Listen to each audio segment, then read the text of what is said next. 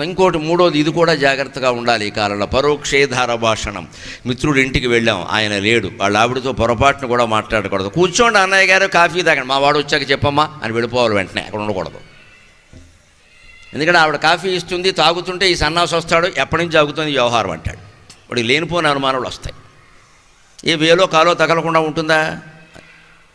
నీ ఫ్రెండ్ అక్కడ లేనప్పుడు నీకు అక్కడ పని ఉంటాయా? వాళ్ళు ఆవిడతో మాట్లాడడం ఆడవాళ్ళకైనా ఇది వర్తిస్తుమ్మా. ఆడవాళ్ళ కోసం మీరు ఎవరింటికో వెళ్ళారు, అక్కడ లేనప్పుడు వెంటనే వచ్చేయాలి, వాళ్ళు ఆయనతో కూర్చొని మాట్లాడకూడదు. మాట్లాడితే ఏమీ చాలా అవుతాయి, ఇక్కడ మాట్లాడద్దు అసలు, అంతే.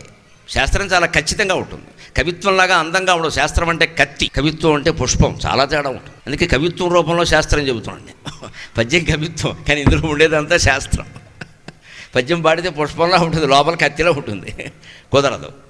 సంసారాలు నిలబడాలి అంటే ఆర్థిక సంబంధాలు పనికిరావు, శారీరక బంధాలు అసలే పనికిరావు.